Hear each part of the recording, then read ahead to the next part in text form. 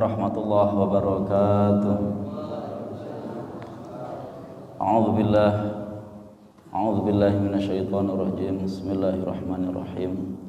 Alhamdulillah wa syukrulillah wa la haula wa la quwwata illa billah. Allahumma salli wa sallim wa barik ala Rasulillah wa ala alihi wa ashabihi wa man walah.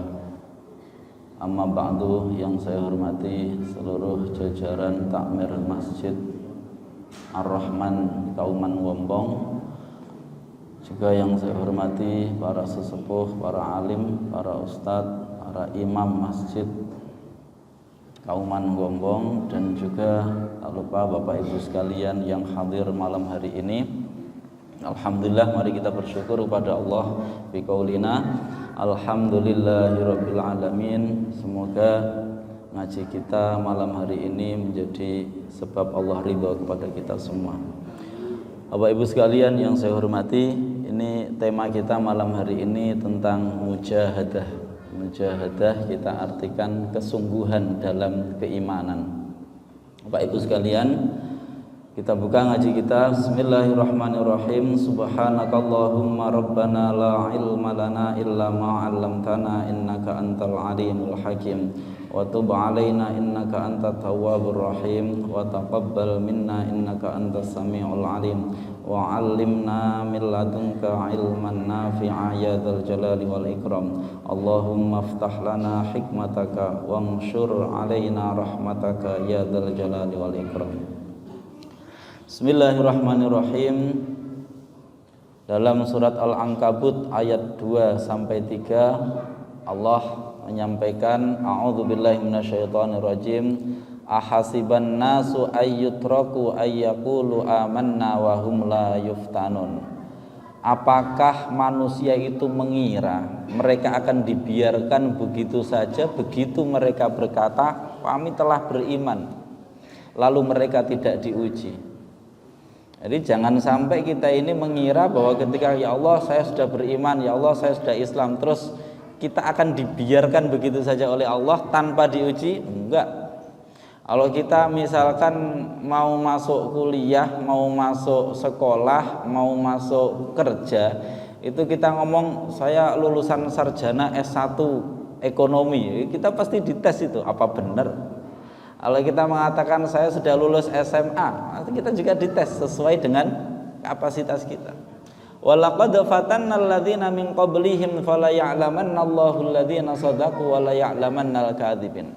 Adalah Allah sudah benar-benar menguji kepada orang-orang yang telah terdahulu, sehingga dari situ terbukti, Allah sudah tahu tapi kemudian terbukti dari situ siapa yang benar imannya dan siapa yang bohong imannya hanya di mulut. Bapak Ibu sekalian, untuk mengetahui kualitas keimanan kita, untuk membuktikan kualitas keimanan kita, maka kita akan diuji oleh. Dengan diuji disitulah kemudian akan diketahui, oh kadar keimanan kita itu sekian. Ya. Ternyata keimanan kita itu kualitasnya kualitas A, kualitas B, kualitas C. Itu baru terbukti kalau nanti sudah diuji. Meskipun Allah sebenarnya sudah tahu. Nah, oleh karena itu pasti dalam kehidupan ini kita akan mendapati ujian. Lah bagaimana kita merespon ujian itu adalah nilai keimanan kita. Jadi terkadang kita bingung, Pak imam saya ini termasuk orang yang imannya kuat apa yang enggak ya. Itu gampang saja. Setiap hari ini kita sedang diuji. Diuji dengan apa? Apa saja. Misalkan kita diuji dengan kesehatan. Kita pakai untuk apa itu kesehatannya? Kita diuji punya anak. Bagaimana kita memperlakukan anak kita? Kita didik atau tidak? Kita diuji dengan istri. Mungkin ada yang istrinya baik ya ya ujian. Istrinya cerewet apalagi ujian itu. Nah, bagaimana kita merespon itu semua, itulah kualitas keimanan kita. Okay?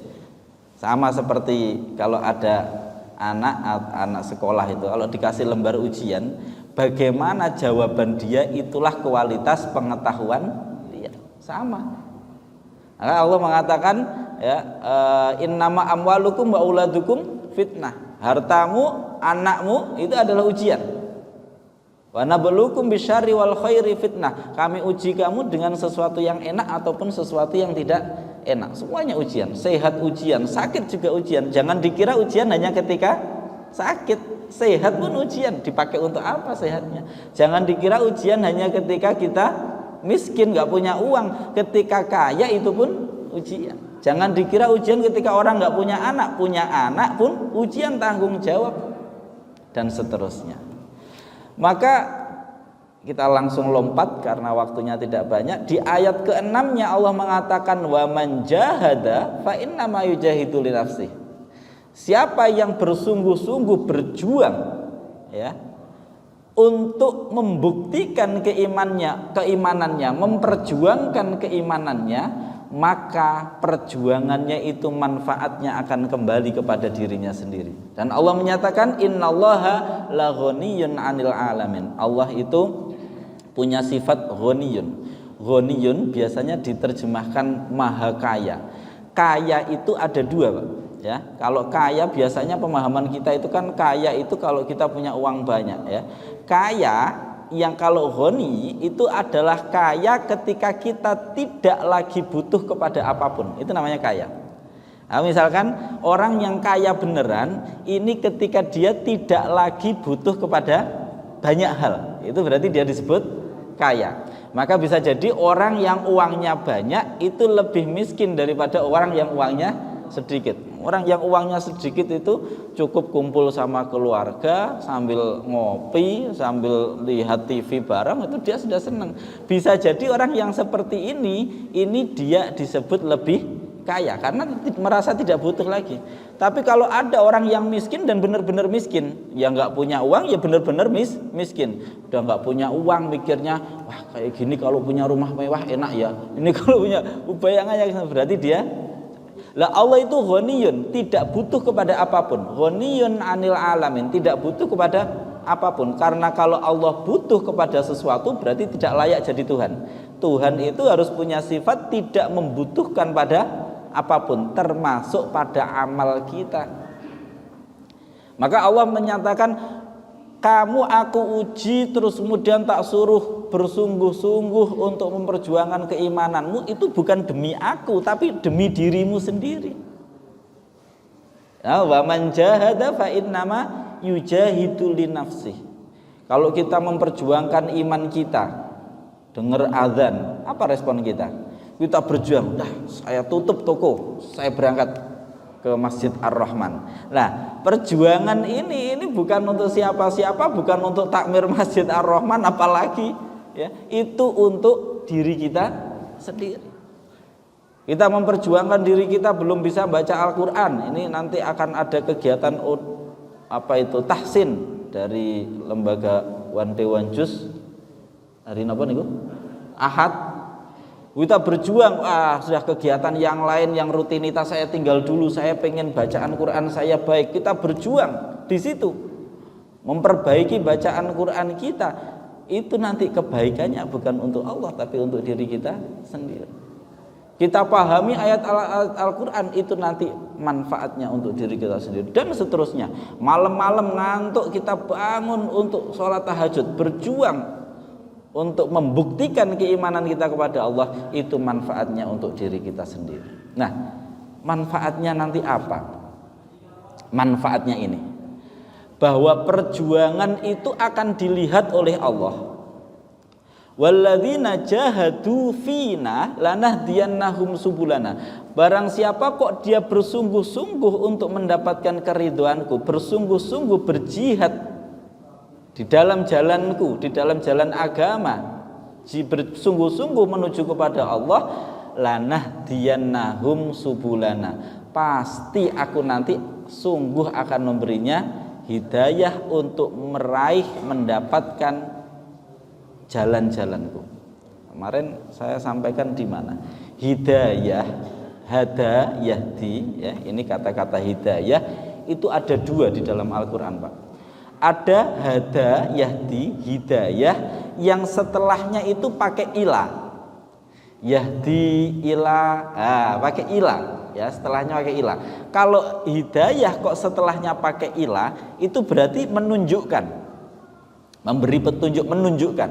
Tapi kalau hadayah di tanpa ilah, langsung contohnya seperti ini, lanahdiyannahum subulana, akan kami beri dia hidayah untuk mencapai jalan-jalanku. Maksudnya berarti kita bukan hanya ditunjukkan, ibarat misalkan panjenengan tanya ke saya, Pak, ke Kebumen itu mana?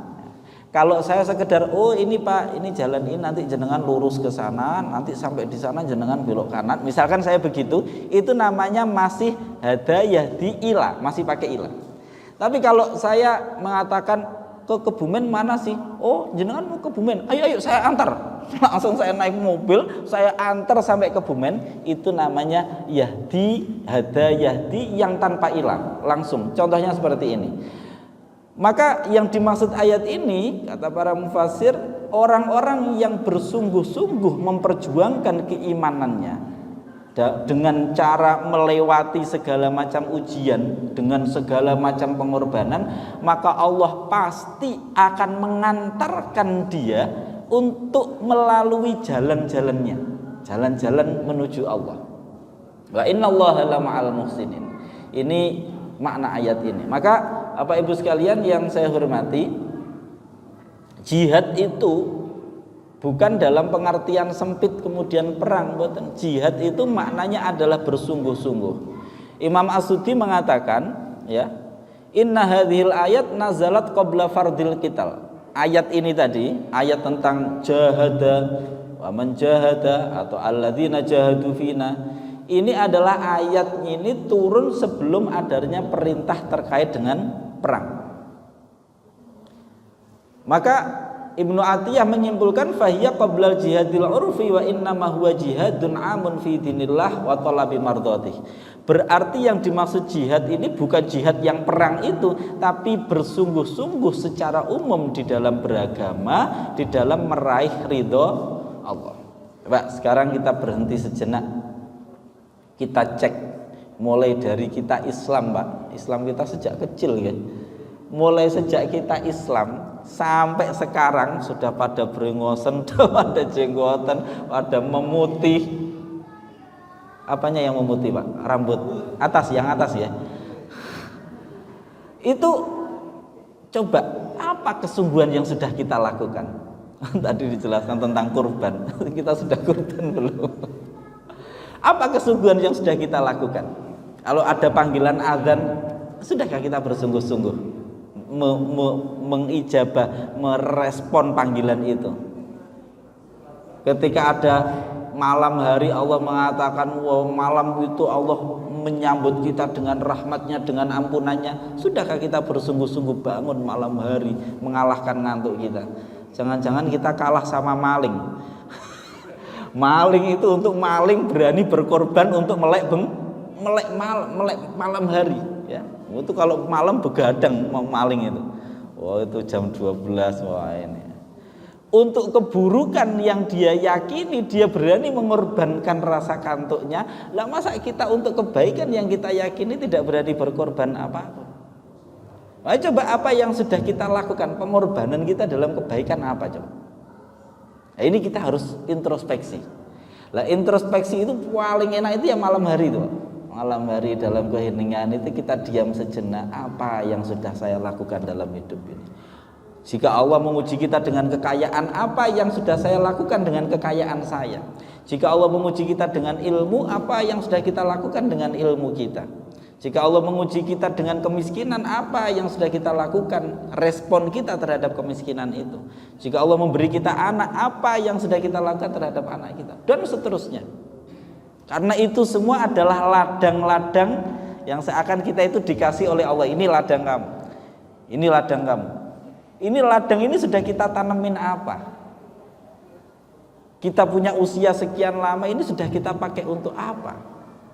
Ya. Ini harus kita muhasabah. Sudahkah kita bermujahadah di situ? Sudahkah kita memperjuangkan keimanan kita di dalam hati, kita perjuangkan untuk membuktikan ini loh ya Allah.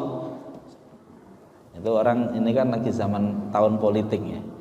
Itu para tim sukses. Itu kalau pengen menunjukkan bahwa dia benar-benar loyal, itu pasti menunjukkan pengorbanannya, gimana? Ya kan?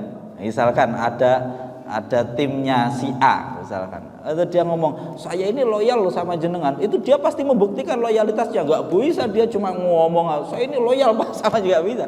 Pasti dia nanti terus bikin baliho, bikin apa. Padahal itu ujung-ujungnya ya pamrih ya.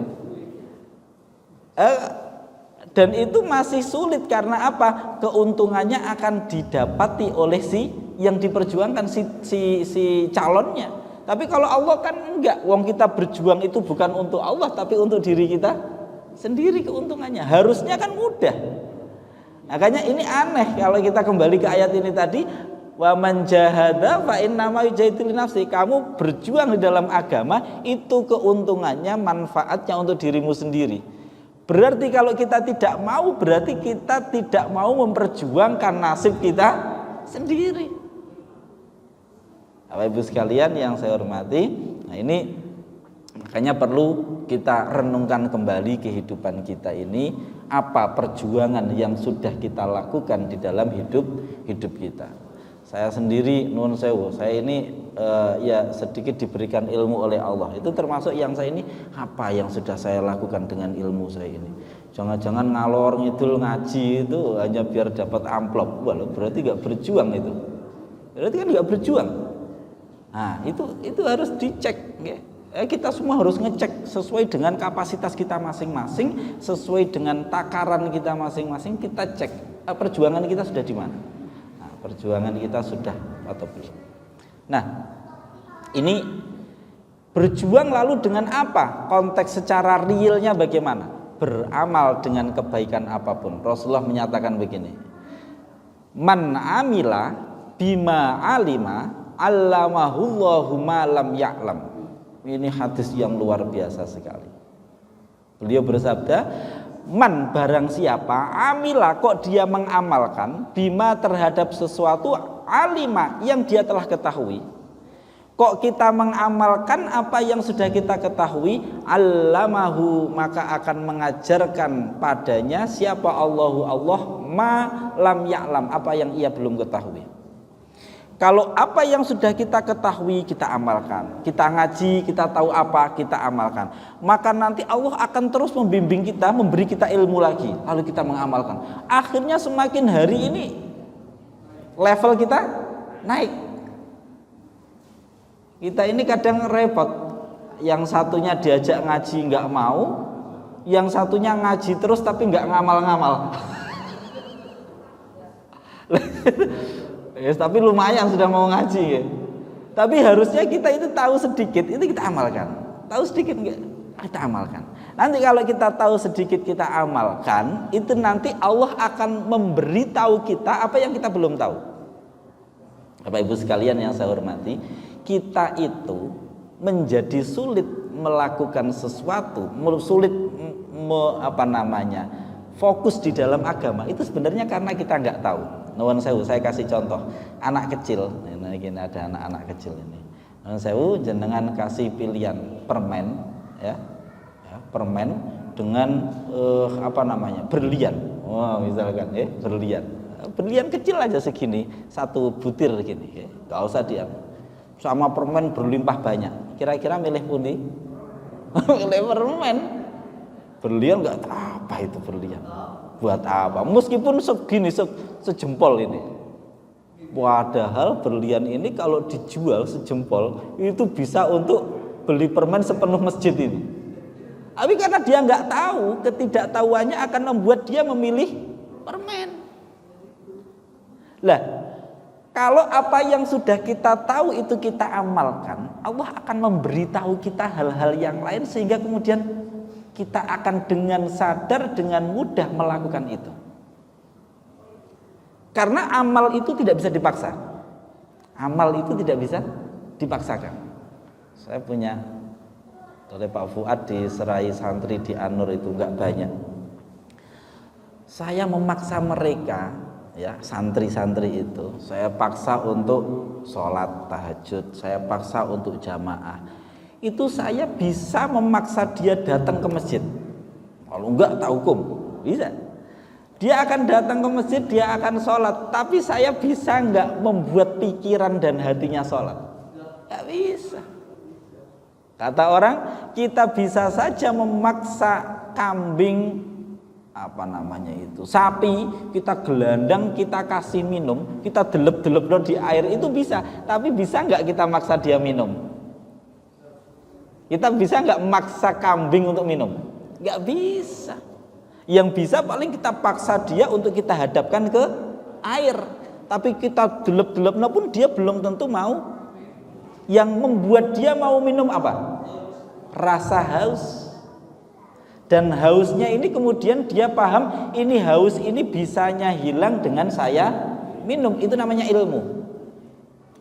Kalau kita tahu, oh saya ini nanti akan mati, ketika mati nanti saya akan dibangkitkan, jangankan nanti hari kebangkitan, dikubur pun saya akan langsung ketemu malaikat, saya akan dimintai pertanggungjawaban. Kalau kita benar-benar tahu, sadar tentang itu, kira-kira malam hari mau bangun mboten?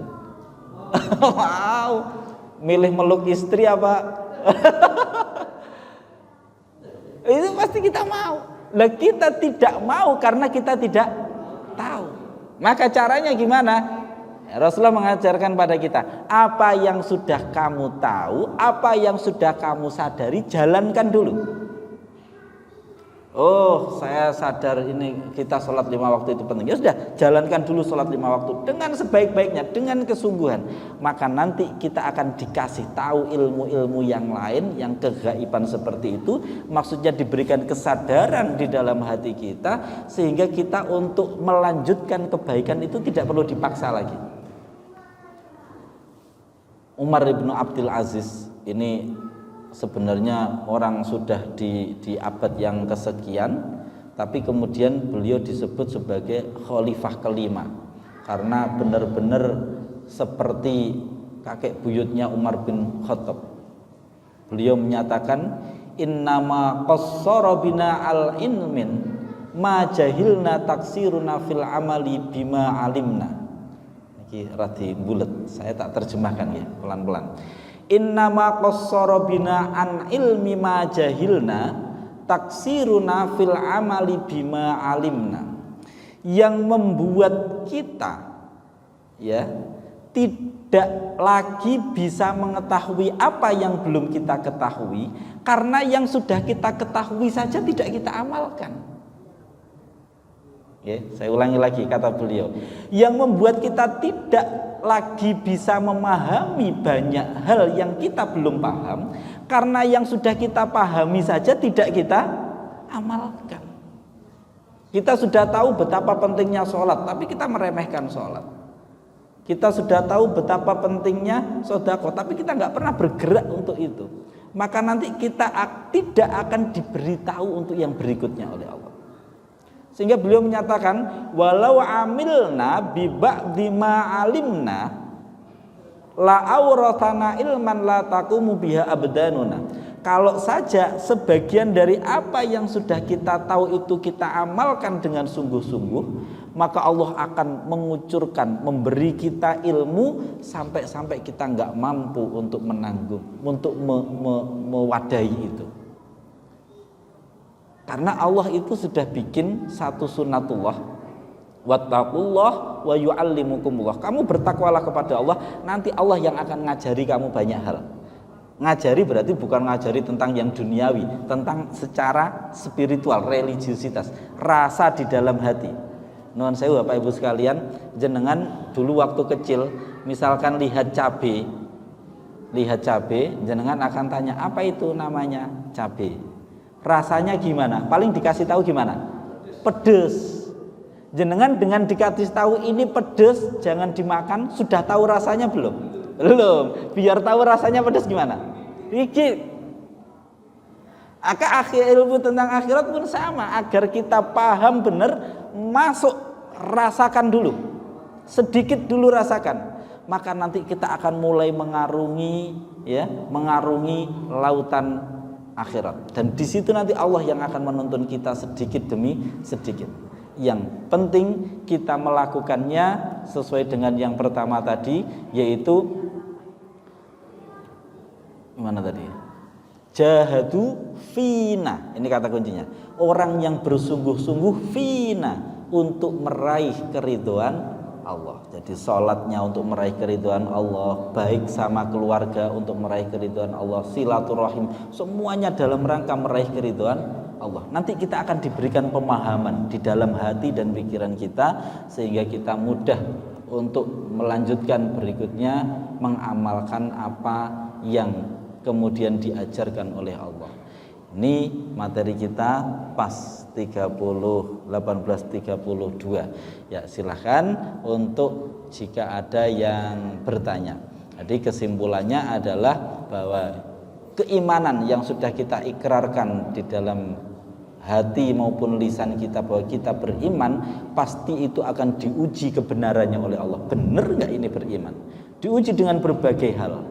Lah, tugas kita adalah membuktikan benarkah iman di dalam hati ini, ya, membuktikan itu. Kalau kita membuktikan itu, maka Allah akan menuntun kita menuju jalan-jalan berikutnya hingga kemudian kita masuk ke dalam Shiratal Mustaqim. Amin ya rabbal alamin. Demikian, monggo kalau ada yang bertanya. Bapak beserta Ibu peserta kajian, konsep ngaji seperti ini dibuat seperti ini adalah merupakan sebuah kesungguhan takmir untuk mendekatkan ke ilmu. Adakah yang mau bertanya pada kesempatan kali ini? Ada? Bang Dari kayak gini mau tanya Pak? Oh, monggo.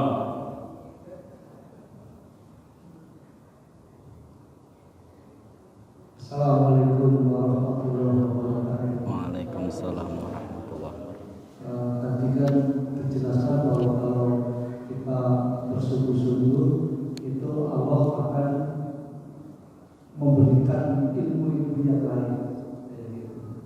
Terus hubungannya apa dengan bahwa kita harus beragama itu kan dengan din itu agama. Asal kata din itu kan dari dinun ya, terus itu kan yang artinya hutang. Nah itu hubungannya gimana? Kita kalau beragama seolah hutang kepada Allah dan Allah akan memberikan kalau kita hutang apa bagaimana, mohon penjelasan. Terima kasih. Ya.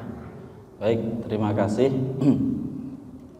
Beberapa waktu yang lalu saya lupa menyampaikan di mana. Jadi memang cara termudah untuk kita kemudian mengabdi kepada Allah itu untuk merasakan bahwa kita ini berhutang sejak dulu kala. Kepada siapa? Kepada Allah. Coba sekarang kita pikir sejenak saja. Dulu kita lahir langsung sebesar ini, betul? Terus kita kan lahir bayi kecil. Itu kita bisa menjadi besar karena apa? Karena makan, karena minum. Yang kita makan apa? Nasi. Sudah apalah. Loh, itu wong nasi kok bisa jadi daging? Nasi kok bisa menjadi darah? Itu gimana prosesnya? Loh, itu prosesnya kan di dalam diri kita. Kalau kita kok merasa ini dalam diri kita, harusnya kita bisa menjelaskan toh prosesnya gimana itu. Gimana? Tapi kita manusia pernah bisa menjelaskan itu? Enggak pernah. Dulu kan kita kecil, harusnya kita kan melihat itu setiap hari. Maka sebenarnya setiap hari harusnya kita itu merasa, ya Allah, dulu yang merubah menjadi seperti ini siapa? Lu bayangkan. Di dalam tubuh kita ini kan ada tulang, ada otot, segala macam itu ternyata dari barang yang sama, dari nasi, dari tempe, ikan, apa itu. Itu yang memilah-milah siapa? Yang kemudian membuang kotorannya siapa? Nah, berarti sebenarnya kita harus selalu merasa berhutang. Ternyata kita kan nggak tahu prosesnya. Berarti kita harusnya merasa berhutang ini semua karena sistem yang diciptakan oleh Allah. Nah, berarti kita berhutang itu mulai dari kita lahir atau sejak sebelum kita lahir, sejak menjadi janin, karena ibu kita pun nggak tahu bagaimana prosesnya itu wong air yang menjijikkan kok bisa menjadi seperti ini. Nah, proses yang kita tidak ketahui berarti kita berhutang kepada Allah. Maka sudah seharusnya orang yang berhutang ya nyaur. Tapi kita kan nggak pernah bisa mampu untuk nyaur utang. Maka kemudian kita menyerahkan seluruh hidup kita. Wajjahtu wajhiya lilladzi fataras samawati wal ardh. Inna sholati wa nusuki wa mahyaya wa mamati lillah. Ya Allah, ini hidup matiku ini untukmu. Nah, itu sudah merupakan selayaknya. Misalkan ada anak kecil dipelihara oleh seseorang, ya, sampai dia kuliah, sudah selayaknya enggak kemudian dia mengabdi kepada yang melihara? Sudah selayaknya. Apalagi kita untuk mengabdi kepada Allah itu sudah selayaknya. Itu kira-kira hubungannya. Jadi dinun, beragama itu, din itu akar kata, satu akar kata dengan dainun, utang. Maka cara termudah menjalankan agama, kita harus merasa berhutang kepada sekian banyak nikmat yang Allah berikan kepada kita.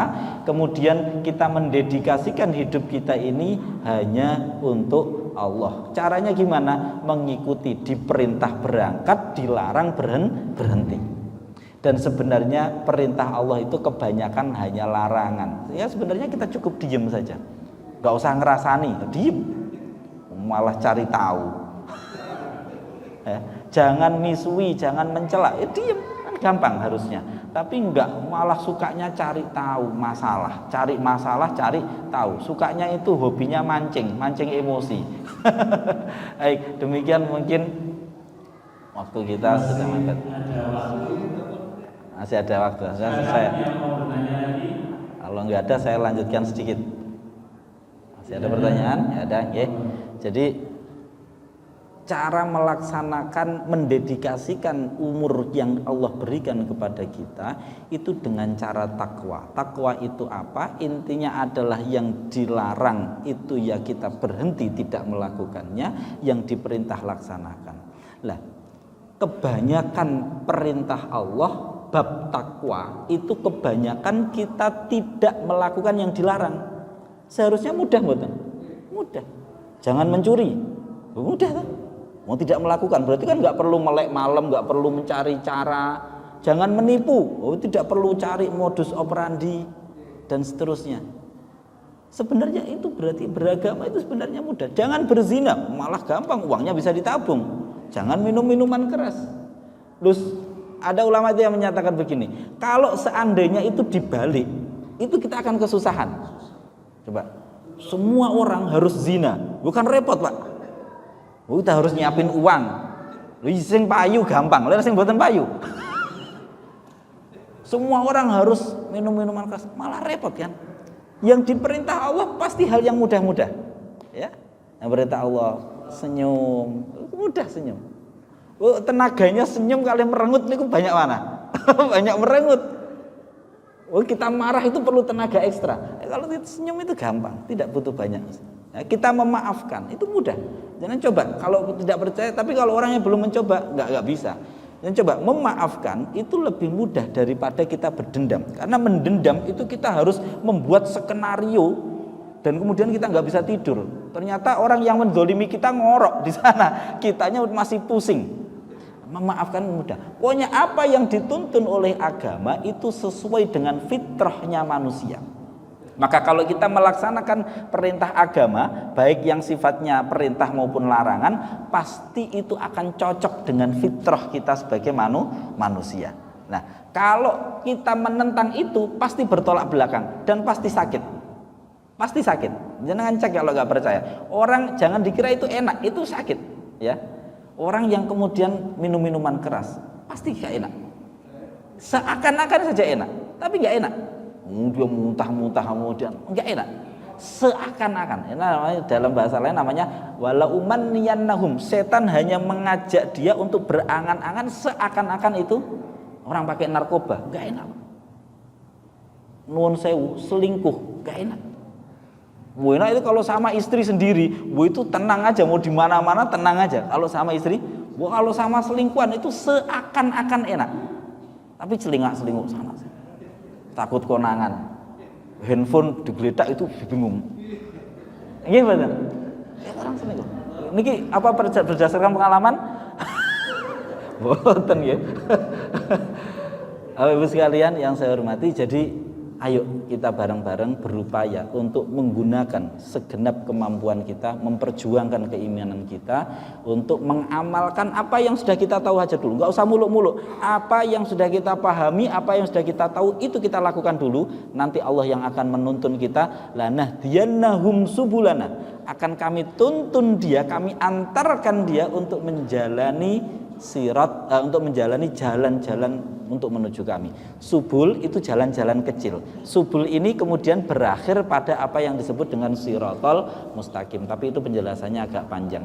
Demikian mungkin ngaji kita pada malam hari ini, semoga memberikan manfaat dan bersamaan dengan turunnya hidayah Allah kepada kita semua, semoga kita senantiasa diberikan istiqomah dalam kebaikan. Anak cucu kita semoga dijadikan menjadi anak-anak yang soleh-solehah.